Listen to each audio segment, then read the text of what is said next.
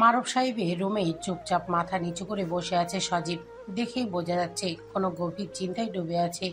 সজীবের মুখোমুখি বসে আছেন মারুফ সাহেব, পাশেই বসে আছে কামরুল রহমান। নীরবতা ভেঙে কামরুল রহমান প্রথমেই মুখ খুললেন।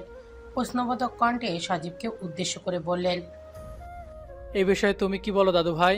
তুমি এবারে বড় জামাই, তাই তোমার সিদ্ধান্ত আমার জন্য খুব গুরুত্বপূর্ণ। মাথা তুলে তাকায় সজীব। কামরুল সাহেবের দিকে তাকিয়ে বিনয়ের সুরে বলে, দাদু, জানি না কেন, কিন্তু বিষয়টা মানতে পারছি না। প্রাপ্তির বিয়ের বিষয়টা নিয়ে অনেক সতর্কতা অবলম্বন করতে হবে, কারণ প্রাপ্তি তো আর 5 জন সাধারণ মেয়ের মতো না। তাই বুঝতে পারছি না কি বলবো। এই পর্যায়ে মুখ খোলেন মারুফ সাহেব। কিছুটা অবাক সুরেই বলেন, আমার মেয়েকে নিয়ে আমিও চিন্তা করি বাবা। আমিও চাই আমার মেয়ে ভালো থাকুক।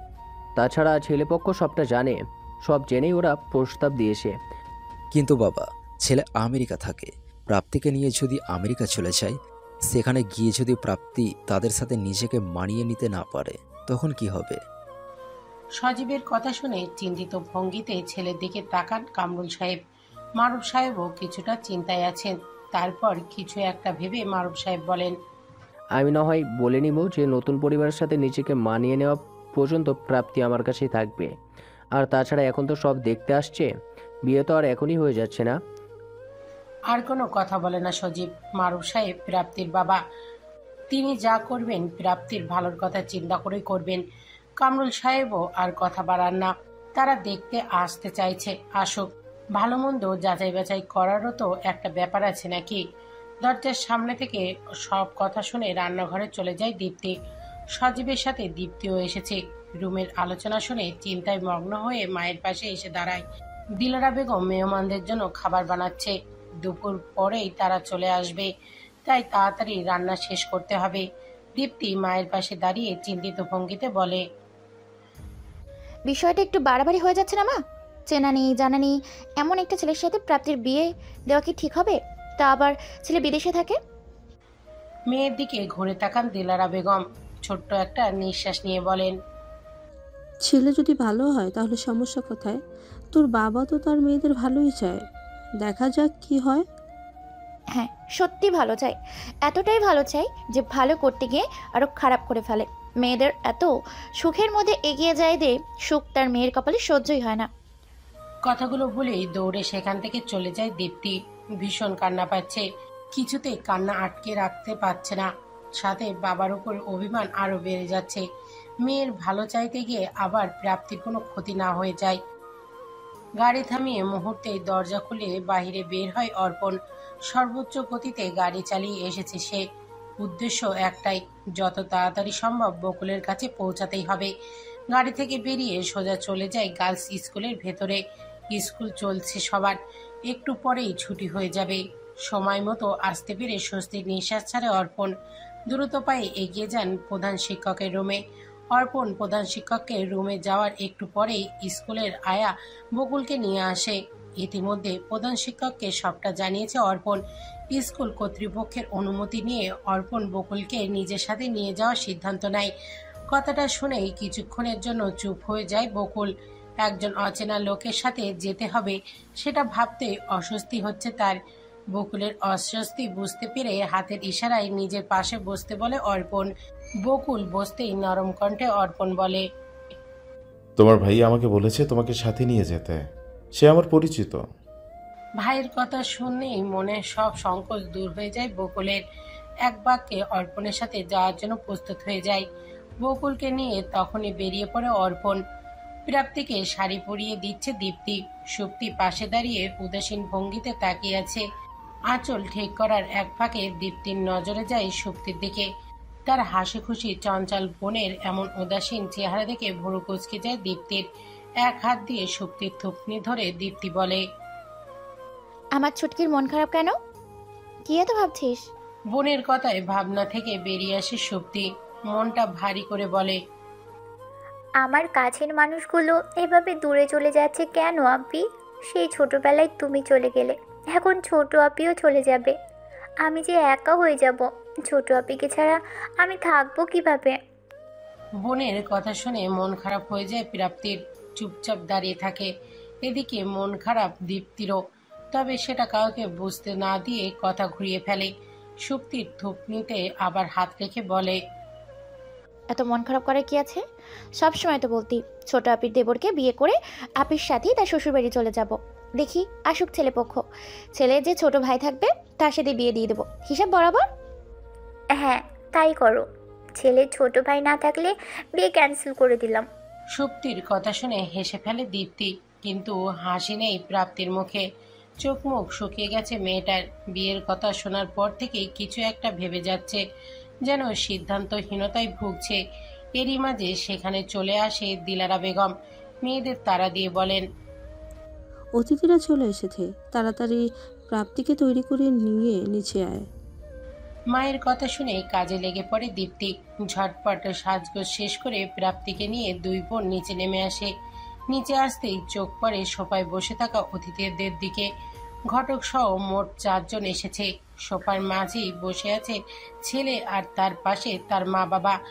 ছেলেটাকে দেখতে মোটামুটি ভালোই, এক দেখাতেই এটুকু অনুমান করতে পেরেছে দীপ্তি। পেছনে কারোর পায়ের আওয়াজ পেয়ে ঘুরে তাকায় সজীব। 3 বোনকে একসাথে আসতে দেখে প্রাপ্তিকে নিজের পাশের সোফায় বসানোর ইশারা করে, আবার সামনে তাকায়। সজীবের ইশারা অনুযায়ী দীপ্তি সেখানেই বসায় প্রাপ্তিকে। মেয়ের দিকে এক নজর তাকান মারুফ সাহেব। গাঢ় নীল রঙের শাড়ি পরেছে প্রাপ্তি। মেয়েকে দেখে চোখ জুড়িয়ে গেছে মারুফ সাহেবের। মুচকি হেসে অতিথিদের দিকে তাকান। তারা একে অপরের মুখ চাওয়াচাই করছে। তাদের কিছু বলবেন তার আগেই পাত্রের মা সুপ্তিকে উদ্দেশ্য করে বলেন, এ কি মেয়ে এমন সেলোয়ার কামিজ পরে ঘুরে বেড়াচ্ছে কেন? শাড়ি পরে আসা উচিত ছিল। ভদ্র মহিলার কথায় ভুরু কুঁচকে তাকান সবাই। তার কথার মানে কেউ বুঝতে পারছে না।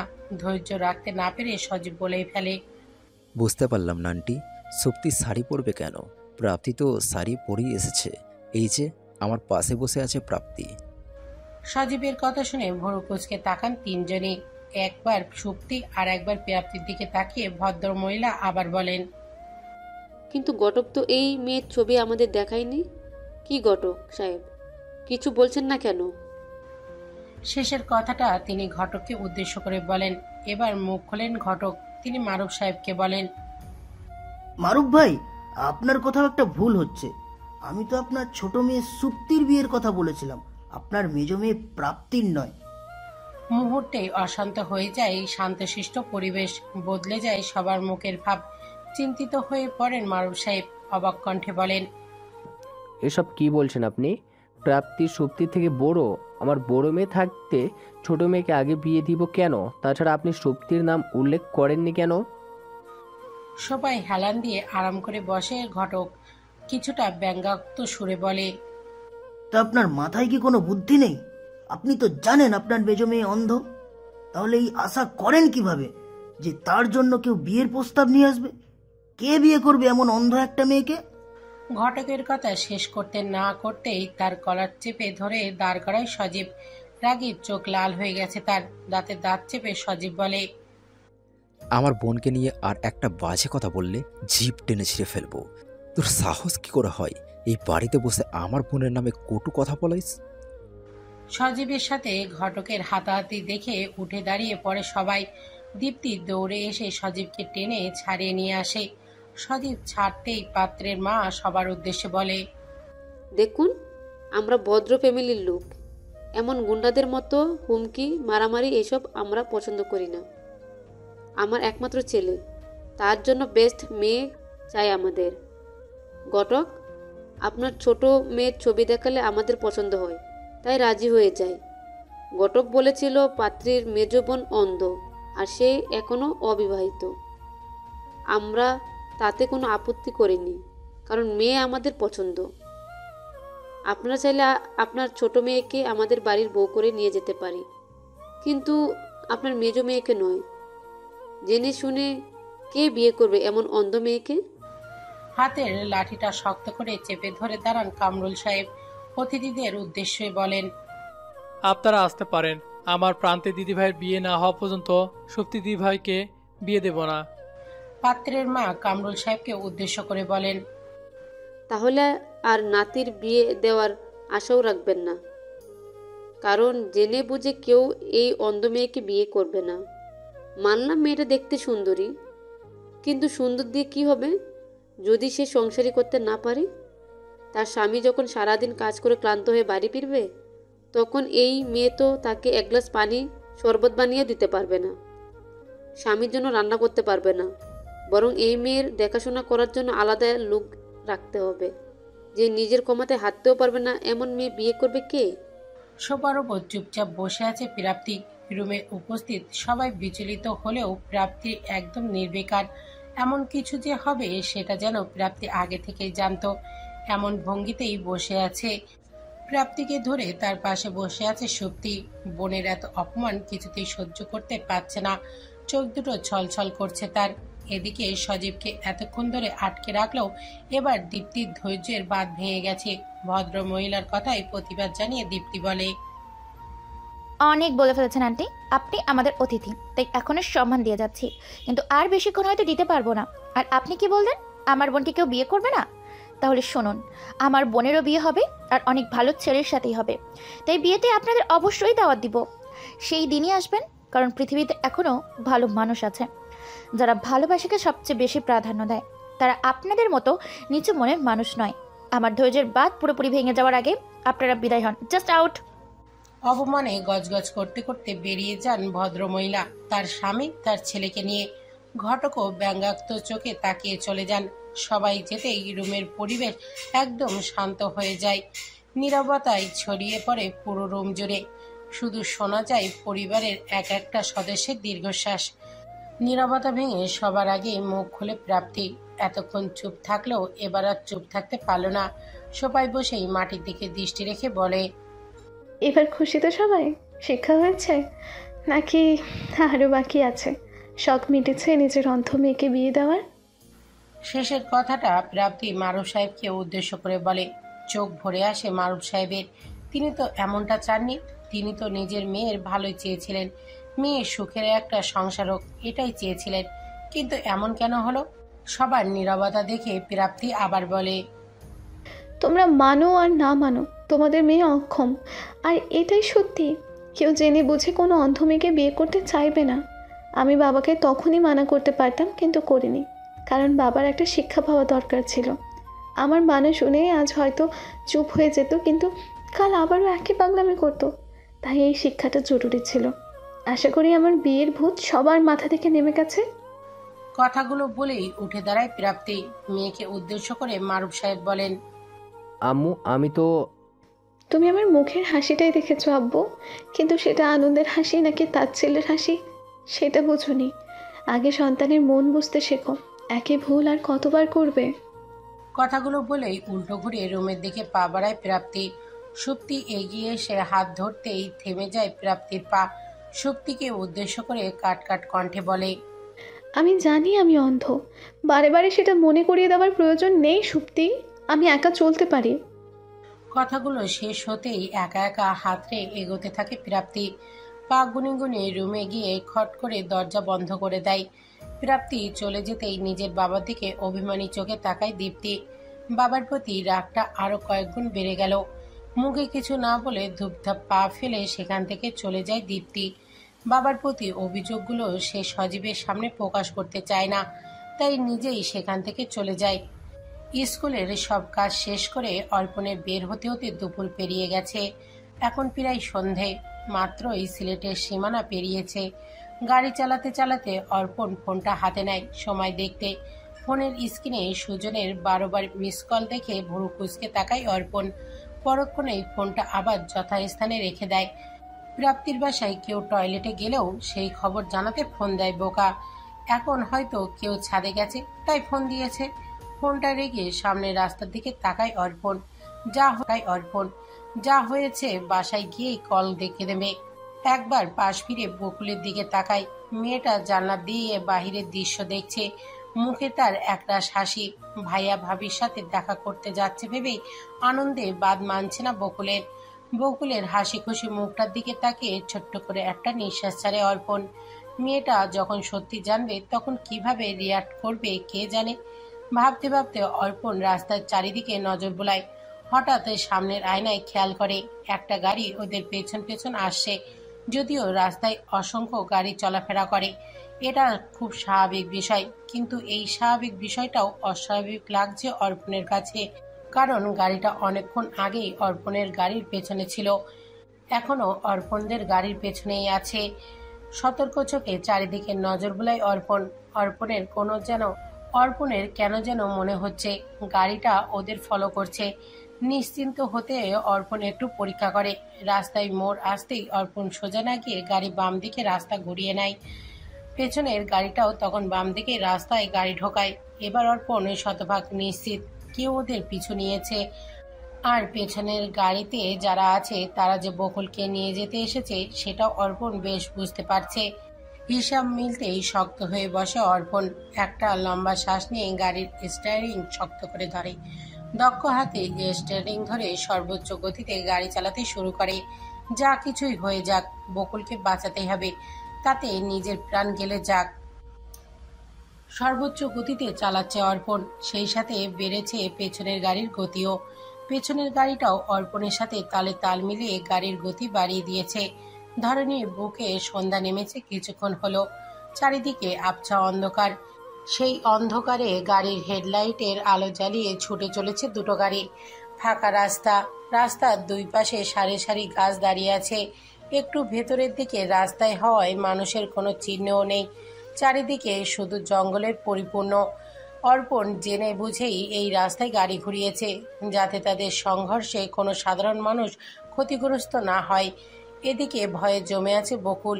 কি থেকে কি হচ্ছে কিছুই বুঝতে পারছে না।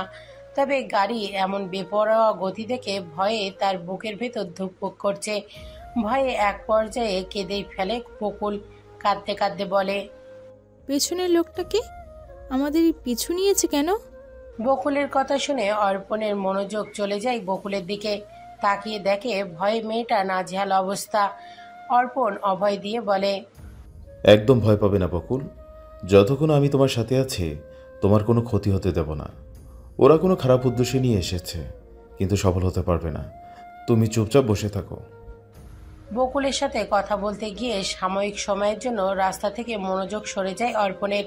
তখন পেছন থেকে হঠাৎ বিকট একটা আওয়াজে অর্পণের গাড়ির কাঁচ ভেঙে যায়। ঝনঝন শব্দে নিচে পড়ে যায় কাঁচগুলো। হঠাৎ আওয়াজ শুনে পেছনে তাকাতে গিয়ে গাড়িটা সামনের বড় একটা গাছের সাথে বেশ জোরে সোরে ধাক্কা খায়। তাল সামলাতে না পেরে সামনের দিকে ঝুঁকে যায় দুজনেই।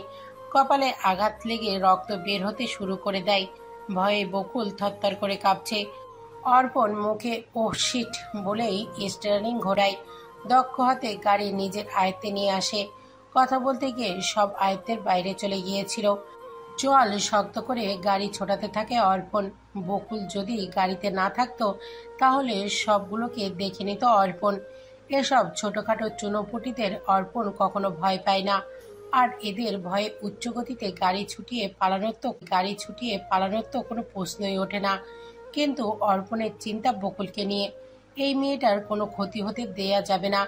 বকুলকে কোনো নিরাপদ জায়গায় নিয়ে যেতে পারলে তারপর দেখে নেবে এদের। স্টিয়ারিং শক্ত করে ধরে দক্ষ হাতে গাড়ি চালাতে থাকে অর্পণ।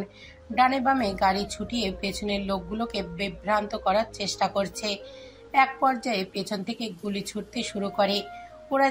ওরা যে অর্পণের গাড়ির টায়ারকে টার্গেট করছে সেটা বুঝতে অর্পণের বাকি নেই। তাই গাড়ি এলোমেলো পথে চালাতে শুরু করে অর্পণ। বকুল এবার ভয়ে আরো গুটিয়ে গেছে। গুটি মেরেই বসে থরথর করে কাঁপছে। আর কোনো উপায় না পেয়ে অর্পণ নিজের রিভলভারটা বের করে। এটা দেখে বকুল চোখ কোঠর থেকে বেরিয়ে আসার উপক্রম। অর্পণ বাম হাতে গাড়ির স্টিয়ারিং ধরে ডান হাত বাইরে বের করে। শুট করতেই ঝনঝন শব্দে ভেঙে যায় পেছনের গাড়ির সামনের কাঁচ। কিছুটা গতি থেমে যায় তাদের। তাল সামলে তারা আবার গাড়ি ছোটায়। তবে কয়েক সেকেন্ড বিরতি নেয়ায় অর্পণ থেকে কিছুটা দূরে চলে গেছে। তবে অবিরাম গুলি ছুটতে থাকে তারা। গুলিগুলো লেগেছে অর্পণের গাড়ির বডিতে। সামনের রাস্তায় 3টা মোড়, এখানেই ওদের থামাতে হবে। কথাটা ভাবতেই হাত বের করে অর্পণ, টার্গেট করে ওদের গাড়ির চাকায়। কিন্তু গুলি চালানোর আগে পেছনের গাড়ি থেকে ছোড়া একটা গুলি এসে লাগে অর্পণের ডান হাতের বাহুতে। ব্যথায় ছিটকে যায় অর্পণের হাত, কেঁপে ওঠে স্টিয়ারিংয়ে ধরে রাখা হাত, বেতাল হয়ে যায় গাড়ির গতি। পরক্ষণেই আবার স্টিয়ারিং সামনে নেয় অর্পণ। ব্যথার পরোয়া না করে হাত বের করে গুলি চালায়। গুলিটা গিয়ে লাগে সোজা পেছনের গাড়ির টায়ারে। কমে যায় তাদের গাড়ির গতি। ডান দিকে মোড় নিয়ে জঙ্গলের দিকে যেতে থাকে গাড়ি। উদ্দেশ্য সফল হয়েছে দেখে হাত ভেতরে ঢোকাতে যায় অর্পণ। তবে আরও একটা গুলি এসে লাগে অর্পণের ডান হাতের কবজিতে। হাতে ধরে রাখা রিভলভারটা ছিটকে রাস্তায় পড়ে যায়। ব্যথায় চোখ খিচে বন্ধ করে নেয় অর্পণ। কয়েক সেকেন্ডের মধ্যেই চোখ খুলে ফেলে। বকুল গোলাগুলির শব্দ শুনে দুই হাতে কান চেপে ধরে চোখ বন্ধ করে বসে আছে। এক নজর বকুলকে দেখে নিজের বাম হাতেই গাড়ি চালাতে থাকে অর্পণ। ইতিমধ্যে 3 রাস্তার মোড় এসে গেছে। আগে পেছনে না তাকিয়ে অর্পণ গাড়িটা বাম পাশের রাস্তায় ঘুরিয়ে নেয়। গাড়ি ঘোরাতেই আবার সর্বোচ্চ গতিতে চালাতে শুরু করে। পেছনের লোকগুলো আস্তে আস্তে কিছুটা দেরি হয়ে যাবে। আসার পর এখানে 3টে রাস্তা দেখে বিভ্রান্ত হয়ে যাবে যে অর্পণ ঠিক কোন রাস্তায় গেছে। যদি বুঝেও যায় ততক্ষণে অর্পণ বকুলকে নিয়ে নিরাপত্তার দূরত্বে পৌঁছে যাবে। এটাই ছিল অর্পণের পরিকল্পনা। জঙ্গলের রাস্তা পেরিয়ে মেন রোড উঠতেই স্বস্তির নিঃশ্বাস ছাড়ে অর্পণ। ফোনটা হাতে নিয়ে দেখে রাত 9:30 বাজে। ফোনটা নিয়ে লকটা খোলে। দুটো গুলি লাগায় ডান হাতটা অসাড় হয়ে গেছে অর্পণের। খুব তাড়াতাড়ি গন্তব্যে পৌঁছাতে হবে। শেষে এসে হাল ছেড়ে দিলে চলবে না। তাই ব্যথাকে উপেক্ষা করে ডায়াল করে অঙ্কনের নাম্বারে। রিসিভ করতেই ওপাশ থেকে অঙ্কন বলে, ভাই তুমি কোথায়? না বলে চলে গেছো, ফোন তুলছো না। মা বারে বারে তোমার কথা জিজ্ঞেস করছে। অর্পণের শরীরে শক্তি যেন ধীরে ধীরে ফুরিয়ে এসেছে। ব্যথায় পুরো শরীর অসাড় হয়ে আসছে। কোনো মতে ফোনটা ধরেই বলে, নুহাস কাকুর বাসায় চলে আয় এক্ষুনি। নুহাস কাকুর নাম শুনতেই ভুরু কুঁচকে যায় অর্পণের। কপালে পড়ে চিন্তার ভাঁজ। অর্পণ যখনই কোনো বিপজ্জনক কাজে গিয়ে আহত হয়ে ফেরে তখনই সে নুহাস কাকুর বাসায় গিয়ে ওঠে। সেখান থেকে প্রাথমিক চিকিৎসা নিয়ে তারপর বাড়ি ফিরে। চিন্তিত ভঙ্গিতে অঙ্কন বলে, ভাই আবার তুমি কোনোদিন শুধরাবে না তাই না? আচ্ছা আসছি। এটুকু বলেই ফোনটা পকেটে নিয়ে বেরিয়ে পড়ে অঙ্কন। ফোন কাটতেই অর্পণ একবার তাকায় বকুলের দিকে। মেয়েটা এখনো গুটিসুটি মেরে বসে আছে। ভয়ে থরথর করে কাঁপছে পুরো শরীর। আচমকা আক্রমণ হয় ভয় পেয়ে গেছে মেয়েটা। অর্পণ কিছু না বলে গাড়ি চালানোর দিকে মনোযোগ দেয়। এক হাতে গাড়ি চালাতে খুব কষ্ট হচ্ছে, কিন্তু হার মানলে চলবে না। আর কয়েক মিনিটের মধ্যেই পৌঁছে যাবে নুহাস কাকুর বাসায়। এখন আর হার মানার প্রশ্নই ওঠে না। জানালার কাছে চুপচাপ দাঁড়িয়ে আছে প্রাপ্তি। তবে জানালার বাইরে তাকিয়ে প্রকৃতির সৌন্দর্য উপভোগ করার ক্ষমতা তার নেই। সে তো চোখেই দেখে না। তাই জানালার কাছে দাঁড়ানোর উদ্দেশ্য বাহিরের দৃশ্য দেখা নয়, প্রকৃতিকে অনুভব করা। এই যে হালকা বাতাস এসে ছুঁয়ে দিয়ে যাচ্ছে প্রাপ্তির চোখ, মুখ, শরীর, সিক্ত করছে প্রাপ্তিকে। এটা অনুভব করার মধ্যেই আলাদা একটা তৃপ্তি আছে। কয়েকজন পারে প্রকৃতিকে এইভাবে অনুভব করতে। প্রাপ্তির পাশে দাঁড়িয়ে আছে দীপ্তি আর সুপ্তি। দুজনেরই মন খারাপ। প্রাপ্তিকে এমন চুপচাপ দাঁড়িয়ে থাকতে দেখে ওরাও কিছু বলার সাহস পাচ্ছে না। আজ এত অপমান হওয়ার পর প্রাপ্তি নিশ্চয়ই খুব কষ্ট পেয়েছে। এটা ভেবেই ভেতরে ভেঙে চুরে যাচ্ছে দুই বোন। নীরবতা ভেঙে দীপ্তি আগেই বলে, মন খারাপ করে আছিস প্রাপ্তি? কেন? যার তার কথায় মন খারাপ করতে নেই। আরে ওই লোকগুলো গাধা ছিল, তাই হিরে চিনতে পারিনি, নাহলে ঠিকই চিনত। বড় বোনের কথায় তাল মিলিয়ে সুপ্তি বলে, মহিলাটা মনে হয় কানা, তাই চিনতে পারেনি। সুপ্তির কথা শুনে চুপ হয়ে যায় দীপ্তি। ভুরু কুচকে পেছনে ঘুরে দাঁড়ায় প্রাপ্তি। কয়েক সেকেন্ড চুপ থেকে প্রাপ্তি আর দীপ্তি একসাথে হেসে ওঠে। দুই বোনের হাসি দেখে লজ্জা পেয়ে যায় সুপ্তি। দৌড়ে সেখান থেকে চলে যায়। সুপ্তি যেতেই হাসি থামিয়ে দেয় দুই বোন। স্বাভাবিক হয়ে দাঁড়ায় প্রাপ্তি। বোনের দুই হাত মুঠো করে ধরে বলে, দাদা ভাই কোথায়? আপনি তার কোনো আওয়াজ পাচ্ছি না যে। অফিসে কিছু গন্ডগোল হয়েছে, তাই চলে গেল। তবে মজার বিষয় হলো আজ আমি এখানেই থাকবো। সারা রাত দুই বোন গল্প করব। আরে বাহ, এটা দারুণ ব্যাপার। কিন্তু অফিসে কি গন্ডগোল হলো? বলেছে কিছু? একটা লম্বা নিঃশ্বাস ছাড়ে দীপ্তি। হতাশ কণ্ঠে বলে, কাজের বিষয়ে সে আমাকে কিছুই বিস্তারিত বলে না। তাছাড়া আমার কি, আমি বাড়ির বউ, সংসার সামলাবো আমার কাজ, ওইসব দেখে আমার তো কাজ নেই। দীপ্তির হাসি খুশি আওয়াজেও বিষাদের ছোঁয়া পাচ্ছে প্রাপ্তি।